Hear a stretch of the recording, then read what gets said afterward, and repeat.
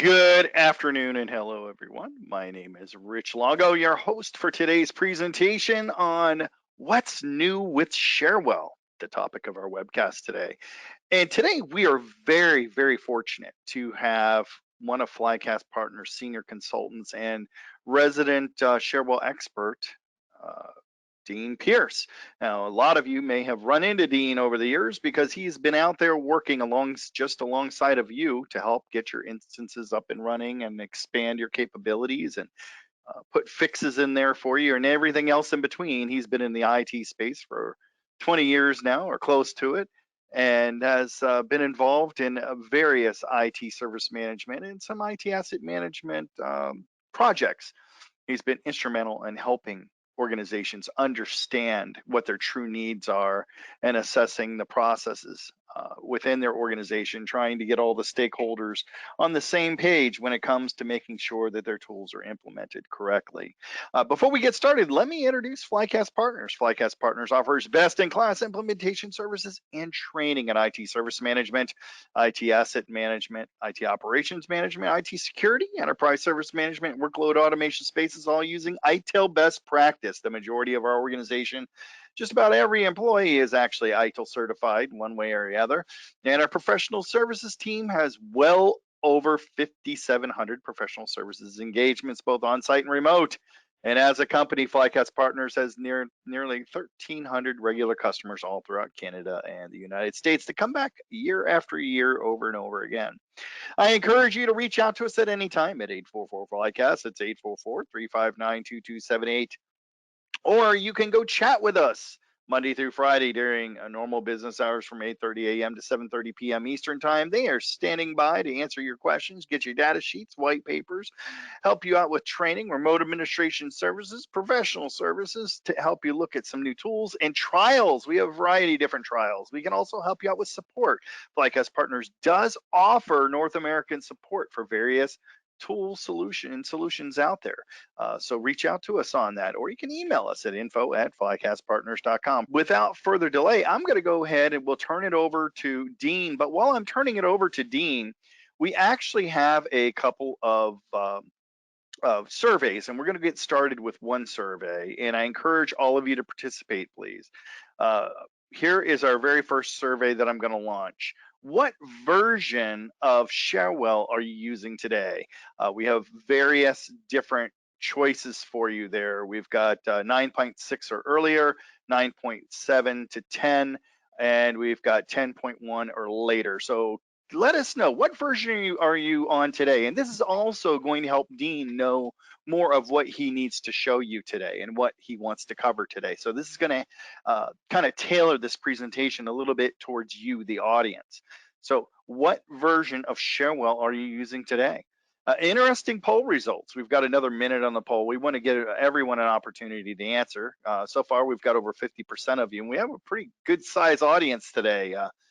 Was not quite expecting this many people. This is awesome. Thank you all for taking time out of your busy day to join us for this presentation. Wow, we have most of our audience are on older versions of Sharewell. These are interesting results, very interesting. We'll share those with you here in a moment. We got 30 more seconds left. We have 75% of you have voted now, and the poll numbers they keep coming in.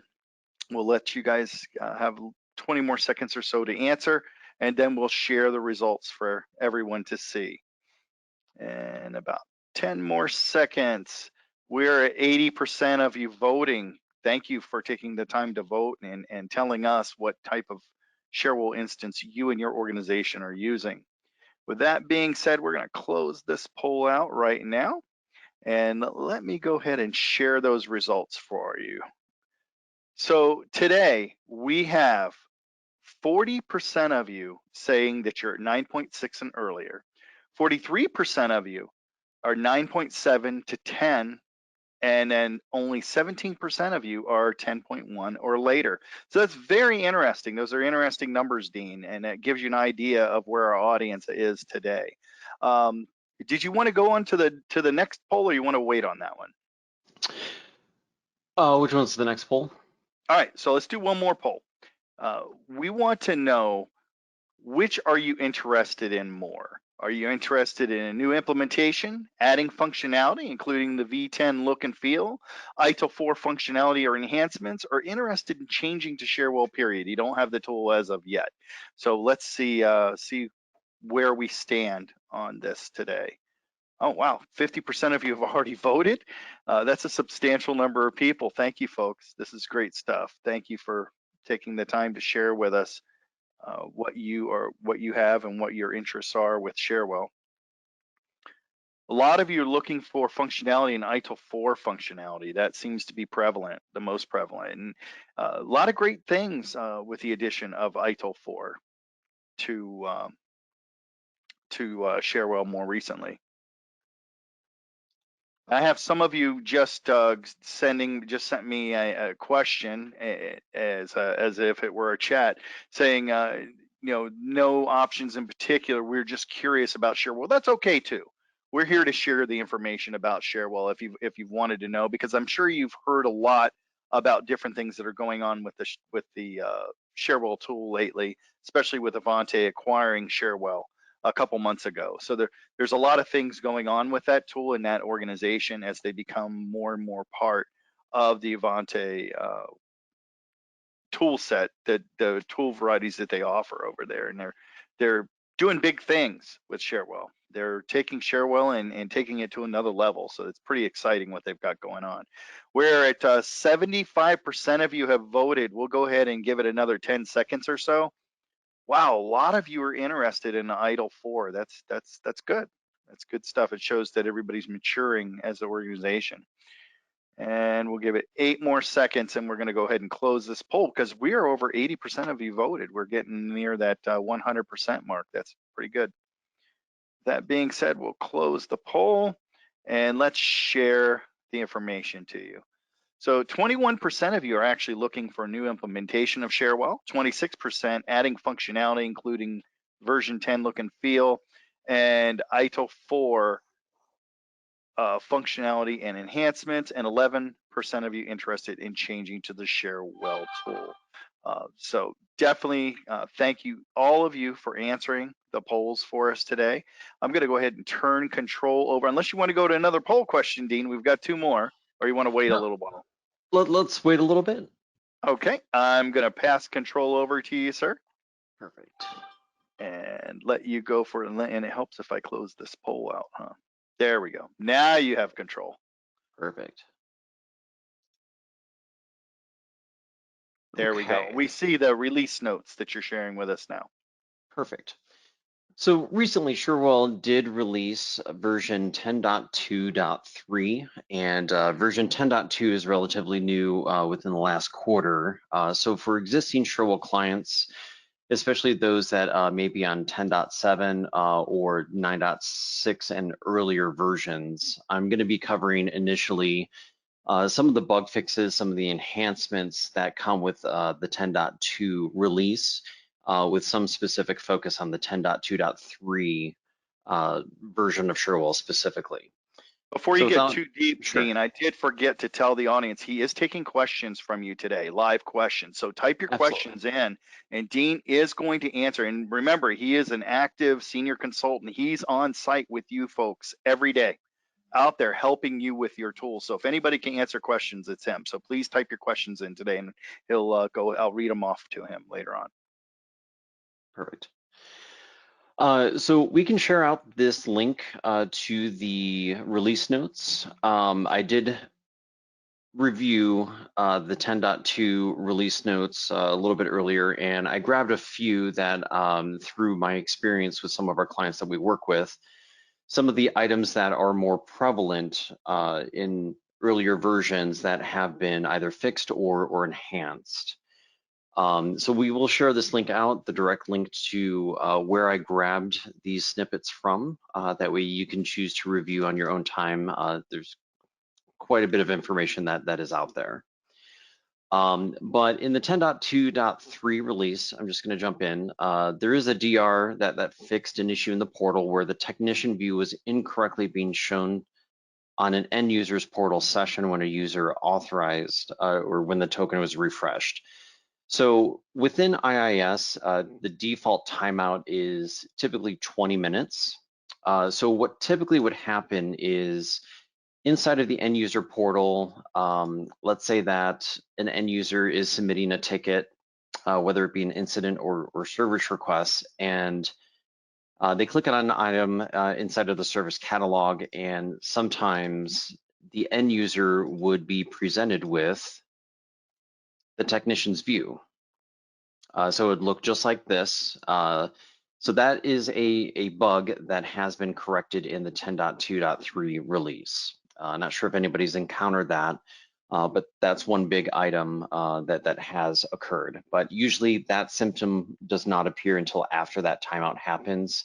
Let's say that they're logged into the portal, 20 minutes pass, and they attempt to access a new item in the service catalog, and they get the technician view. If they simply log out or close out of their browser and come back in, it refreshes that token and the issue doesn't present, but it is a common issue that has occurred occasionally.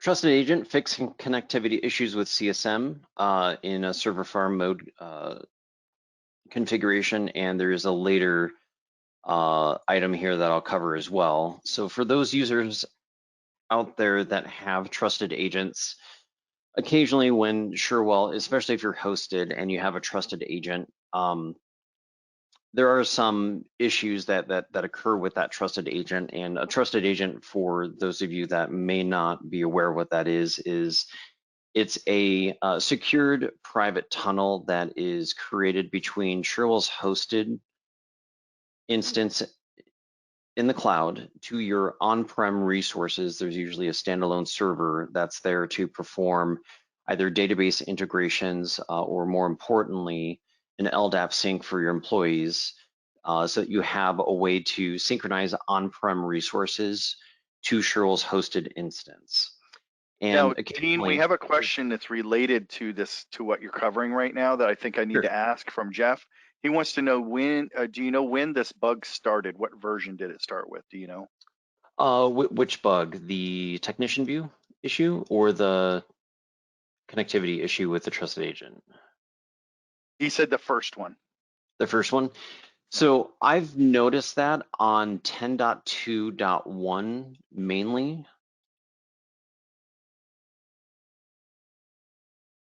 Okay. He said, thanks for the information. Sure. Yeah, I haven't heard, I did see it in version 10.1 briefly, but it wasn't as pronounced. I've mainly seen it in 10.2.1. And it's primarily been in the lower environments. Not too many people have reported it in their production instance, but as time has gone on with one specific client, I've seen it more because I let the portal sit there and it times out my session. And yeah, it does come up, but mainly in 10.2.1 that I've noticed it. Okay. So back to the trusted agent.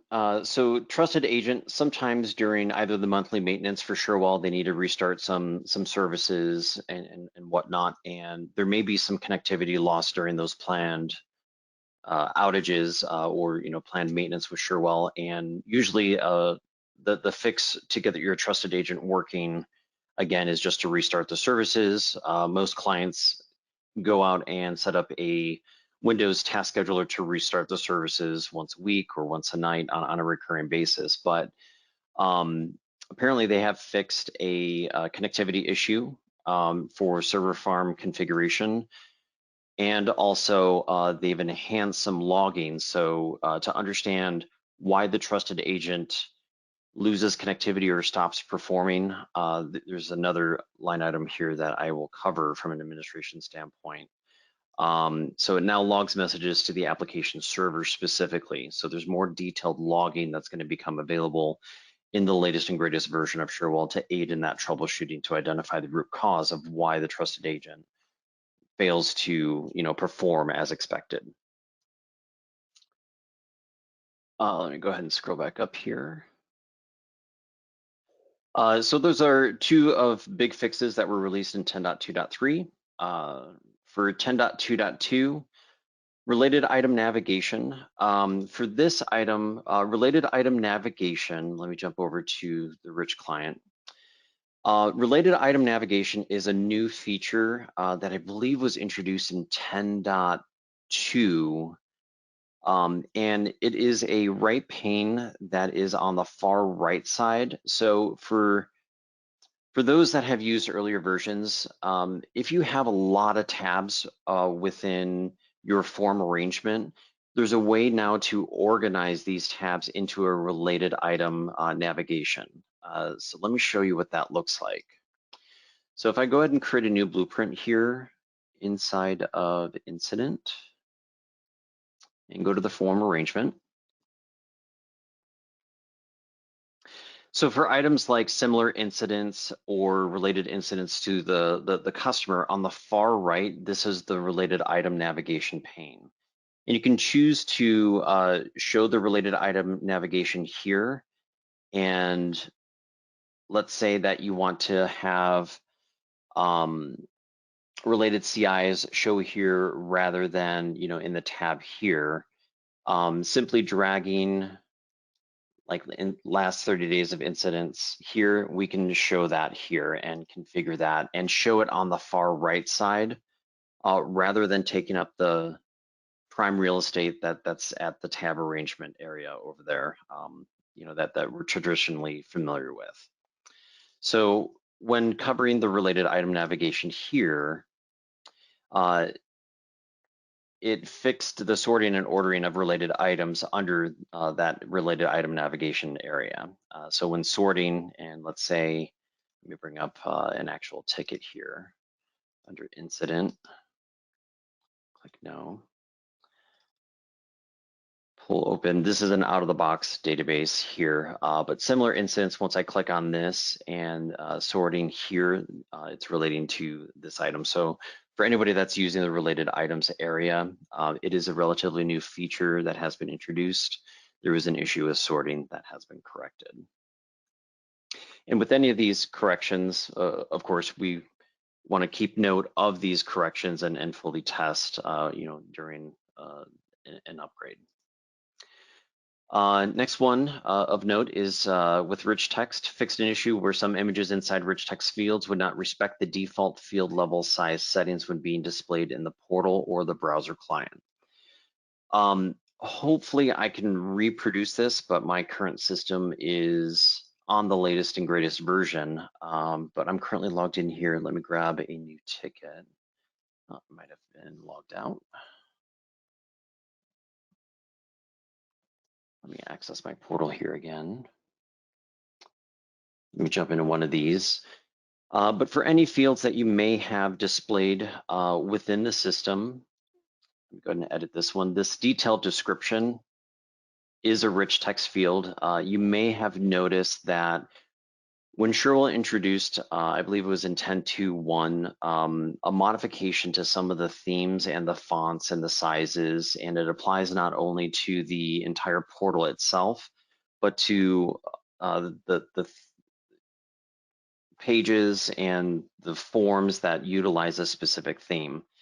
There was an issue where this text may appear larger or the embedded images within a rich text field may not have reflected the actual size that it came in on. So that's what this one will fix. So it should hopefully fix those issues if anybody has experienced that. The next one on the form arrangement, fix issue where users allowed to edit the form arrangement when working with Lookup business objects. Personally, this was a nice bug from a development standpoint, where when inside of a blueprint and accessing a lookup table previously, like let's say change stage list, or a better choice would be incident subcategory. When you're editing the form, there used to be a button that would appear here to access the form arrangement, because lookup tables, you can't access a form arrangement to view any related item tabs that were here. So that has been fixed, that has been removed. But a good way around that, if you do need to display, let's say, on a lookup table, you want to show related items in that tab arrangement, just like how the major business objects show that. Nice workaround is you temporarily promote it to a supporting business object. Go back to the object manager and then come back in. That still doesn't show, so it has to be a major object in order to see that form arrangement. So if we temporarily promote incident subcategory, you now have access to the form arrangement, and you can add any relationships to that tab control and enhance your system to view that. But that bug has been fixed, so no longer can you access the tab arrangement, or the form arrangement rather, from inside of a lookup table. Personally, it was a nice bug to have for a while, but that has been fixed. Not sure if anybody's encountered that, but let me go ahead and abandon that. But that has been fixed. Next one is browser client permissions. Attachments on closed records could be deleted in the browser client. Now security rights will be respected. So if anybody has run into that, that was an issue. Next one down here, fixed an issue where the technician view was incorrectly being shown. Oh, yep, that's a repeat one. So that was not only reflected in 10.2.2 release notes, but also in 10.2.3. So that's where the technician view, after the IIS timeout occurred, it showed the technician view instead of the client side. For those of you that have SAML, there is improved SAML logging from an application perspective. So if you're encountering issues with the tokens that are transferred between your authentication provider and Cherwell, there's improved SAML logging. So that can be enabled within the system as well. Rich, if questions do pop up, feel free to stop me. Absolutely, and it might be time to throw one of our another poll out there, because I'm curious to see how many folks, what type of instance that they have. I don't know if you want to throw that up there. Yeah. What type of instance do you have? Yeah, let me see here. I'm going to throw that poll up right now real quick. Go for it. Launching it. All right, what kind of instance do you have currently? Because this can also help out with some of the stuff that Dean is covering today. On-premise, hosted, interested in moving to on-premise, or interested in moving to hosted. Wow, the votes are just pouring in. This is crazy. Majority so far are on-prem, but that's starting to even out a little bit.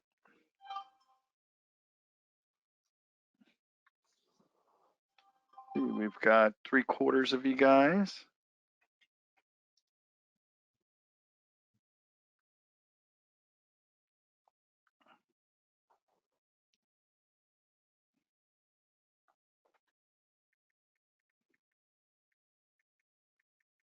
Okay, and we'll go ahead. We'll give it another 40 seconds or so.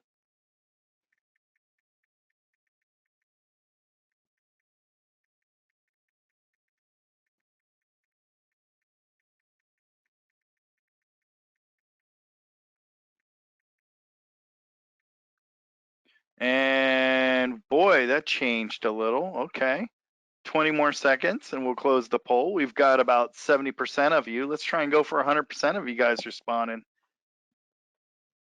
What type of instance are you currently working on, and what are you really interested in as far as moving it within that instance situation?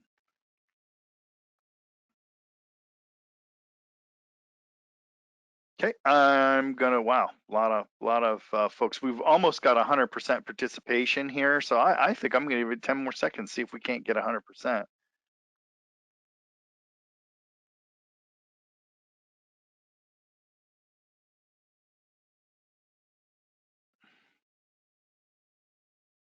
Okay, 5 more seconds and we'll go ahead and close it out. All right, closing the poll, and let's share the results with you. Looks like 52% of you are on premise. 28% are hosted, and 20% of you are interested in moving to on-prem or to a hosted situation.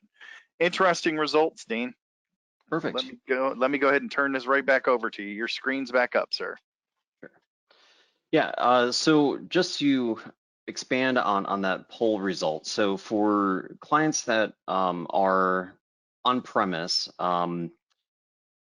depending on your infrastructure and your user base, you may or may not have a load balanced environment. And I know that there is a requirement to use Redis, and I've been keeping up to date with getting in a true load balanced environment and the need for Redis. With 9.6 specifically, there was enhanced capabilities for one-steps executing inside of the portal that Cherwell made a programming change that really forced a requirement to have Redis in a load balanced environment. And I've been keeping up to date with if in the future that's going to be a true requirement or not. So I'm not sure how many people out there are using Redis in a load balanced environment with Cherwell, but I haven't seen any updates for allowing the removal of Redis for those of you out there that are interested in that issue or have encountered that as a challenge. I do know that Azure has a application out there, an enterprise application out there where you can offload the Redis load balancing to Azure. If you're interested in that, there is some configuration that Cherwell does support from that perspective. So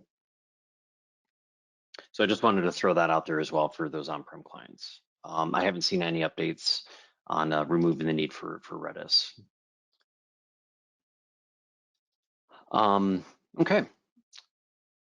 So web services here fixed an issue after an upgrade. Web services had multiple slashes appended between the base URL and the method URLs. This was a common issue reported with some of the errors that popped up where if there was extra forward slashes that were in on that URL, that has been fixed apparently. I wish I had a sample of this one specifically, but for those clients that have gone through either a stepped upgrade, it was a common issue that we encountered. And a good way to get around that, if you are planning a stepped upgrade, just as an FYI,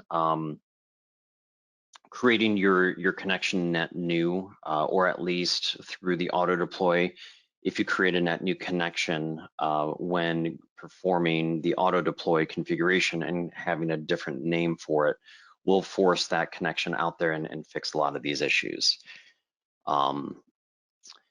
So from a performance standpoint here, improvements have been made to the CSM desktop client. This one is a nice one of note. If a local catalog becomes corrupted, it is automatically deleted and a new catalog is regenerated. So that's a nice to have for those rich client users that are licensed users where their local definition catalog, if it becomes corrupted, it's automatically recreated and or regenerated. Hopefully, after testing, hopefully there's no more of the, well, we have to delete that local dcat file and relaunch the client and it builds the new catalog. From a system analyzer perspective here, it loads, now logs load times for calculated fields. So for certain instances where you have to have a calculation field and it might take a while for it to calculate, we now have those load times so that we can see how performance is impacted from that perspective. Activity Pane now reuses loaded records rather than reloading those records multiple times. So there's a little bit more built-in intelligence from that perspective, which may have a direct impact on performance. Email fixed an issue that caused the email history of the forward of a previously incoming message to also show as incoming, even though that it was forwarded as outgoing. So for those of you that may or may not be familiar, but within journals for an email history, let me forward this out here or expand this out a little bit. There is a column in here for mail direction. And typically when an incoming email is received, it should be flagged as incoming or outgoing. And in earlier versions of Sharewell, that wasn't appropriately reflected, and there were ways to automatically flag those as incoming or outgoing. The issue here is that if it's an incoming email and you needed to actually forward this, or an outgoing and you needed to forward it, instead of just copying the original email and stamping that, that's where that issue has been corrected so that they're flagged as incoming or outgoing appropriately. So I'm not sure if anybody out there has seen that, but that is listed in as a fix. And just to expand on that for just a moment longer. So if you have any alerts that are coming in that, hey, any net new messages that are tied to an incident, I want to notify the owned by team, or at least the technician, that a new email was received. We typically use the email direction on create of a new incoming email if it is incoming and that user is not related to either an internal technician that is coming from the actual end user to send a notification to the person that owns the ticket. So that'll directly affect that. We use incoming is a flag, and the incoming email address, matching the requester or the customer. So that'll be reflected appropriately now. One-step actions. Fixed an issue with one-step. Triggered REST web service calls where request URLs were forcing a slash between the base URL and any endpoint URL. So inside of the REST API for any of those that are using integrations, and Rich, this may be a good point for that other integration poll. But when configuring the parameters inside of the REST APIs that you're utilizing, there was a lot of troubleshooting of having Cherwell integrated with another source of where to put those forward slashes in.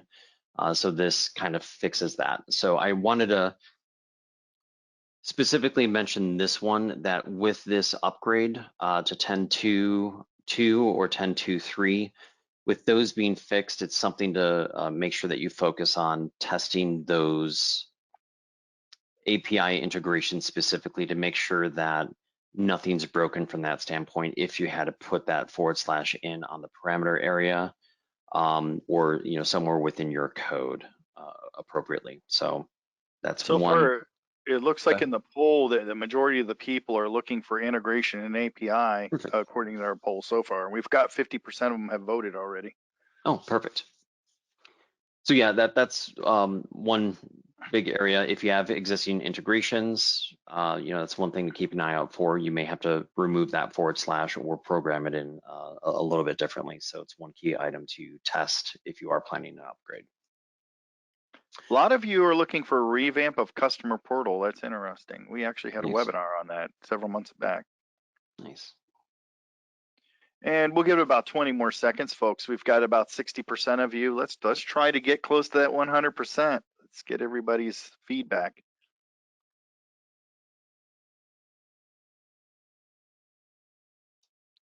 And about 10 more seconds. We'll give the last couple folks a chance to put their answers in there. Sure.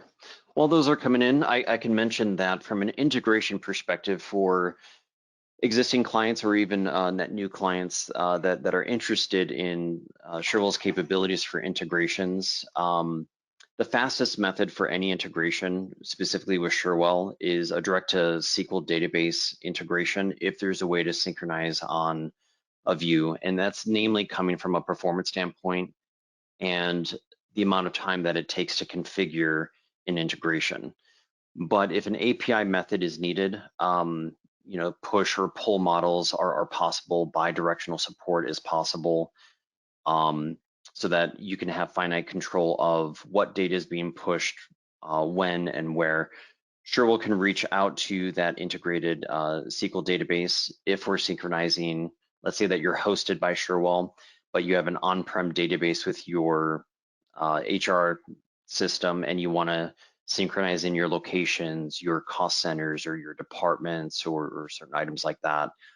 From an integration standpoint, if you have the capability to do a direct to SQL database integration, that's the fastest method. But you could also configure from your HR system an API integration to use Cherwell's RESTful API to update those records. So I know that there's a big push for a lot of organizations to switch to Azure, and if you have multiple domains, and it gets a little complex from an infrastructure perspective of wanting to synchronize all your on-prem LDAP data, but usually a record of source would be from HR. So if you want to reduce your complexity of your environments and remove your trusted agents in each of the domains that you have, using a REST API from your HR system to feed and push into Sharewell from a security model standpoint, that is completely possible. But if you do have the opportunity to do a directed database connection and synchronize with on-prem, trusted agents could be used in that scenario. And specifically with Azure, and if you have multiple domains, directory services is required if you're going to synchronize directly with Azure, but that is a security issue with most larger organizations. So in lieu of that, going the API route with your HR system may be a better option. In lieu of doing the API integration, direct to database, as long as the data's available, it's a faster implementation. But so if anybody's interested in learning more about Azure integrations and how Sharewell could work with Azure specifically, not only with SAML, but synchronizing your employee data to simplify your processes, we can also help with that. And as you can see on our results, it looks like the majority of the audience, it's about integrations. Okay. Number 2, change management. Then the revamp of customer portal, which at the beginning of the poll was pretty high. It's gone down. And then tied or CMDB and facilities. With that, I'll give you back control, sir. Sure. Okay. So another item here, remove the 2-minute time limit for editing an email message created through a one-step action. And this is specifically, let's say that you're in the rich client and you want to email the customer. So when clicking on this one-step action, it's going to generate a new email and it's going to allow you to edit the email. You have 2 minutes to wrap up your email and send it. That's what this fix is relating to. I'm not sure if anybody's encountered that, but if you're sending an email from the system, you have a 2-minute timeout because it's currently in the process of executing a one-step. So to prevent runaway processes or whatnot, Sharewell has corrected that issue if you've run into it. So that's another to test if you're looking to upgrade. Stored queries. This change has fixed an issue with stored queries created in CSM desktop client. Operator, when these queries were executed in the CSM browser client, the contains operator was changed to equals. So I'm not sure if anybody's encountered this inside of the portal, but when you configure as a stored search versus the contains versus equals, so it now respects what you've actually programmed inside of the portal. It will now adhere to what that query was programmed for. And just to mention, with a lot of these fixes, there's a lot of ways to get around some of these. And just be aware if you are planning an upgrade for a good majority of these issues, they should work if a workaround was introduced. But in very earlier versions of Sharewell, I'm talking like version 4, if you started on, pay special attention to some of these corrections because there's better ways now to implement permanent fixes that fix the workarounds that may have had to been introduced in an earlier version. And from a performance standpoint, these corrections are also meant not only to fix bug issues, but also to keep performance in mind as well. Speaking of performance, health check. The new save refresh actions are now included. So from a performance standpoint, inside of one steps, there might be a save and then refresh action that is captured in there. And from a health check perspective, it's now going to be capturing those one steps that are utilizing those executed command and save, refresh, reload before continuing on where it may cause a performance issue. So if you have one steps that are taking a while to execute, it may be related to that reload data before performing this next action or whatnot. So the health check result should now reference those. So that'll aid in, if your system is performing slow, we have better visibility into which one of those one steps may be causing something like that.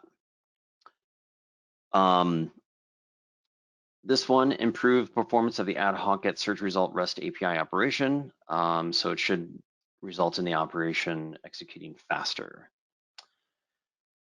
So from a performance standpoint, this is directly related to any integrations that you may have. So get search results using your health check in tandem with what might be executed through any of your API integrations. If you're having performance issues related to that, indexing may help, but overall, the health check should provide all of the detail in order to make your system faster. And of note, recently, I went through a health check with another client, and if there are one-to-many relationships that are reflected in some expressions from the focus of, let's say that you're building out a one-step through to approvals, which is a many relationship, and an expression is using that many relationship, those now appear inside the health check as well, in order to flag that as something that could possibly be improved in order to make performance better. So any relationships that are referenced inside of either one steps or searches, those also do appear inside of the health check results now as well. Installation and upgrade. So .NET Framework 4.8 is now going to be a requirement. So that's more of an informational. When upgrading a pre-9.6 system to 9.6 or later, error stating that unique index creation failed no longer occurs.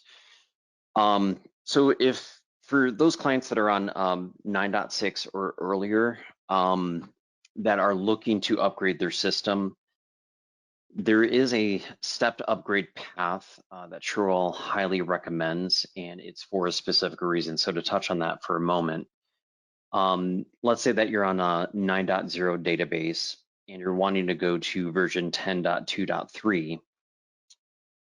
Historically, Sharewell has done some major improvements, and namely in, I believe it's version 9.2.3 is when globalization was introduced.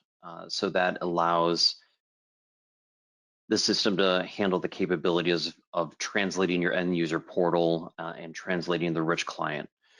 So in 9.2.3, that's your first stop to doing a stepped upgrade. And then in 9.3.2, Cherwell introduced adaptive form layouts so that you can have your portal pages adjust and modify to the size of a phone or a tablet or anything above a specific resolution. So that's your next stopping point, is to introduce those forms. And then I believe it's 9.6.3 is the next stopping point. Off the top of my head, I forgot what was introduced then. But there's a reason to stop there. It's escaping me at this moment. But then once you reach 9.6.3, you can do a straight upgrade straight to the latest version of Cherwell. In this case, it's 9.2.3.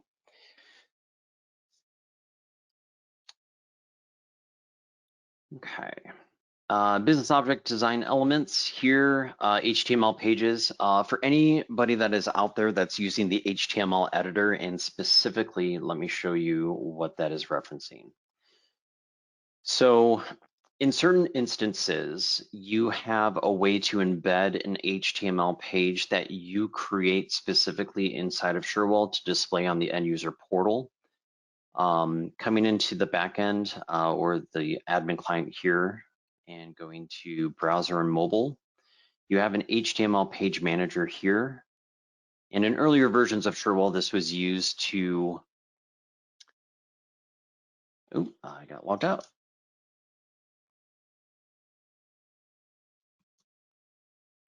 To have custom code presented inside of the end user portal that might execute other things that you needed to display. So this allows maybe linking in a chatbot feature that you guys have, and there's other instances for this. But the HTML page manager here, they've performed some updates here. These are items that can only be programmed outside of a blueprint. I haven't checked to see if Sharewell has included that inside of blueprints or not, but it's a way that you can use HTML in order to format certain pages.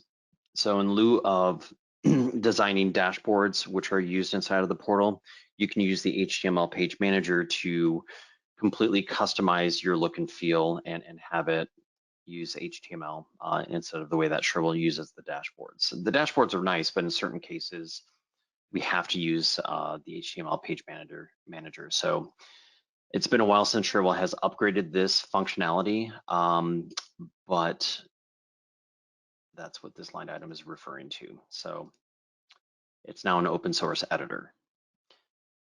And there should be a way to look at the source code. I think that button might be missing, but oh, nope, it might be right there.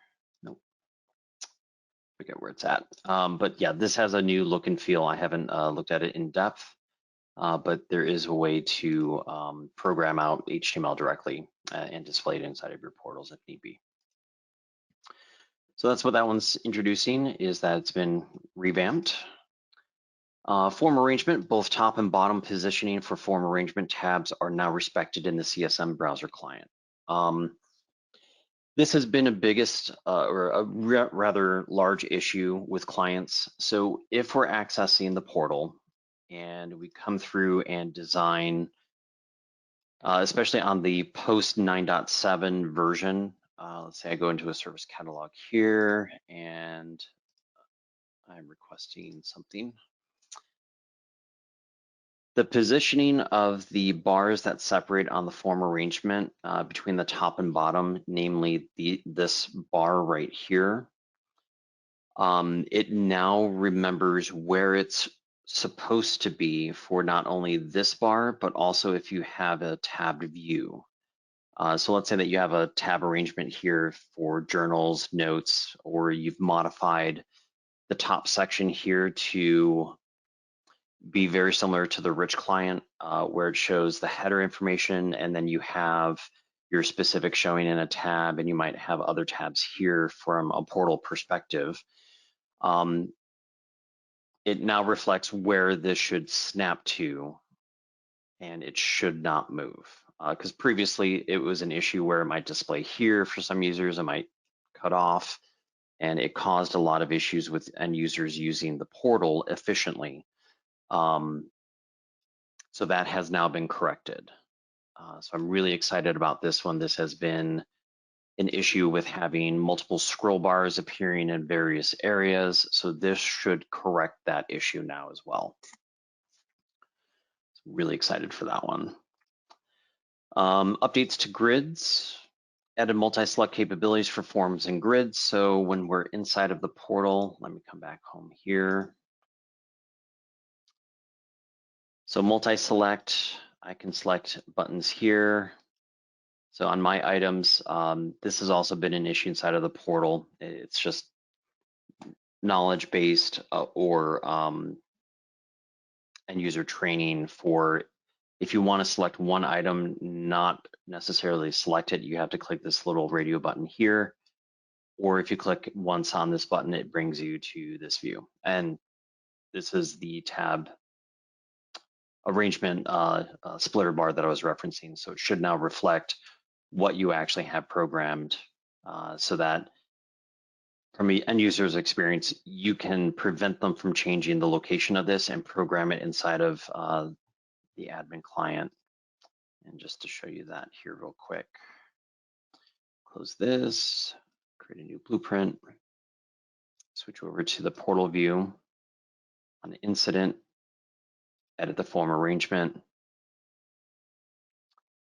The splitter properties right here and the splitter position, auto resize splitter, you can now disable the ability to move splitter here and program it to always be in a specific spot. So what we have with a lot of clients that want to revamp their portal, we typically go through and update the portal to have a very similar look and feel to what the rich client has, where you have a header up here for the incident information, and then we have a dedicated tab that shows the specifics, and it uses the entire tab, which allows a form within a form capability, which dramatically increases the options to show different forms, but have it all within one specific form. So for example, this overview tab is one form, and then this is a embedded form that shows the specifics information. When enhancing the portal, we typically add a details tab that shows only the specifics, and it shows only the form that they need, so it looks like one page in lieu of using the adaptive layout, the tabbed layout view. So it adds a lot more functionality, and it's a cleaner look inside of the portal. So if anybody's interested in other additional portal items of the look and feel, we have a couple screenshots that we can probably share if you're interested in that. But namely, this splitter position, you see how I cannot change it here. It's completely locked because we specify what information appears at the top. I can no longer move this, and it's now reflected inside of the portal as well. That has been a rather large issue from a user experience perspective, but that is now done.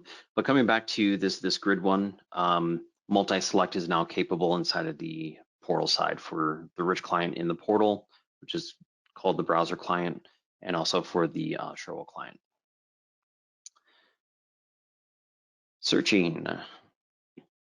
Added is not member of team operator in search and expressions. This is very useful for visibility statements. This was added a couple versions back. I believe 10.2.1 had this, but let's say that we want to show a specific tab based on an expression. And if I add a new expression here and saying on the left side, under system functions, we use current user record ID. It has is member of team, and now it has is not member of team. So that's really great functionality that was here, because if they're not a member of team, there was a different way that we had to program it, but now they've added it natively to these expressions, which is great. So that way you can do visibility based off of team membership without having to change security group permissions. So it's one step closer to making it a little bit easier from that perspective. So is not member of team has been added. And I believe that that's in 10.2.1. So we do have a question I want to squeeze in because we're kind of over time, but Jeff wants to know any luck with reinstating the def editor. We used it for editing action catalog style. Yeah, so the definition editor is not available.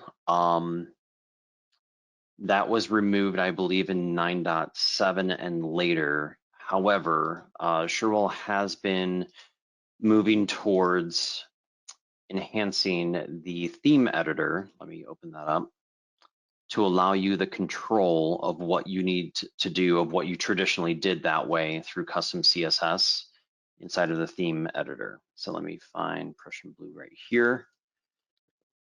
So they have been working on this For Action Catalog, you now have the capability here to specify what you need. And they were getting into the level of, heading 1, heading 2, 3, 4, 5. But yeah, the definition editor is still not there. But if you want to contact us offline, I can give you more information of a capability that you may have, but I just can't state it now.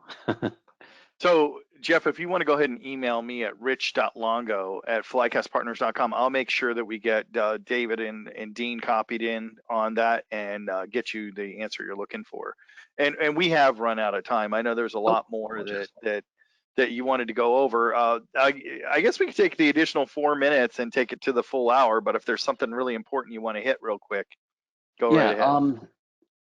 You can view all of the bug fixes. I just wanted to cover a good majority of the items that were common between a good majority of our clients, and I grabbed these ones. But you can review all of those through the link that Rich provided when we first started.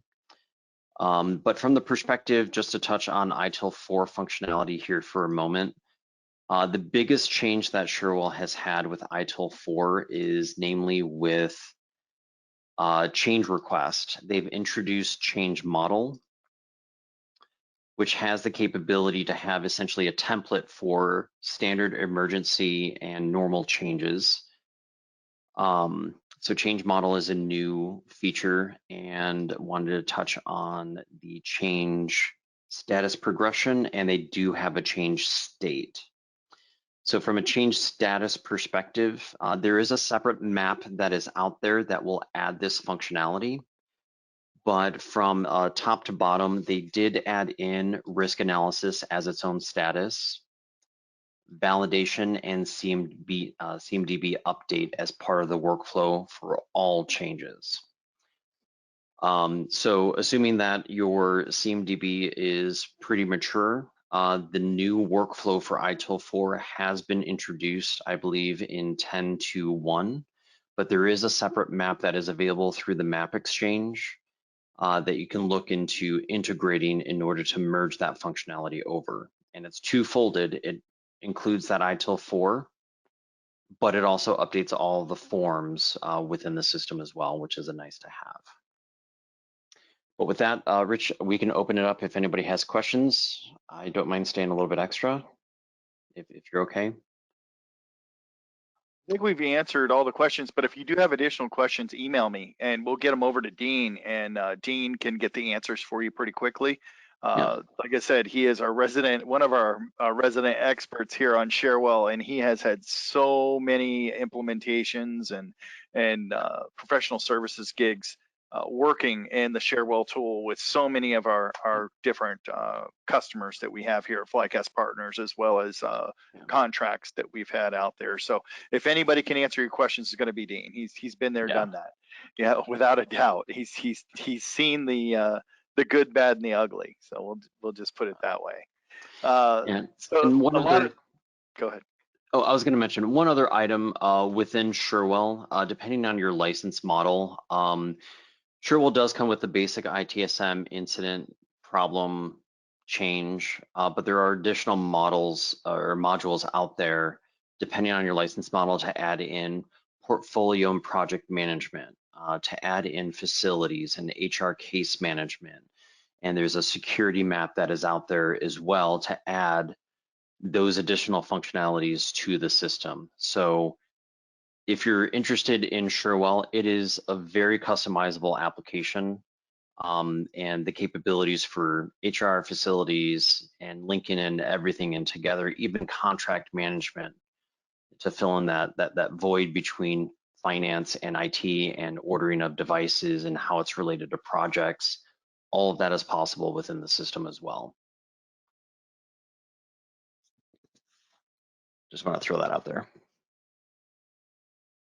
Okay, and there's one more question here. Marcus wants to know, is there an integration with Servicenow? So from an integration standpoint, there's the REST API that is possible.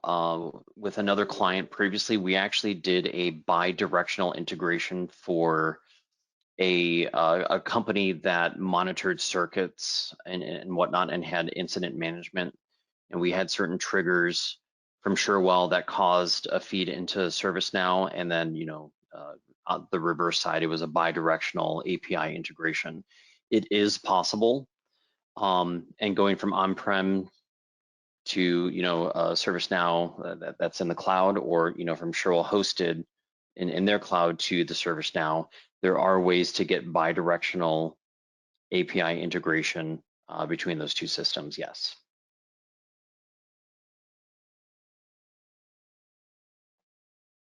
Okay, and hopefully that answered your question. We've got a lot of thank you very muches. A lot of people are very happy with the presentation today. So thank you, definitely, Dean. I know you're a busy man. You're being pulled into many different directions with all the different customers that we have out there. So we appreciate you taking time to cover this topic pretty thoroughly for us. Folks, if you have additional questions, reach out to us. Give us a call, 844-FLYCAST. It's 844-359-2278. You can definitely go ahead and chat with us live on our website, Monday through Friday from 8:30 a.m. to 7:30 p.m. Go ahead and email us. We can get your questions answered that way. Reach out to us and let us know how we can help make your life easier, make your life better, make things a little bit more efficient for you. With that being said, I'm going to wish everyone a safe rest of your week.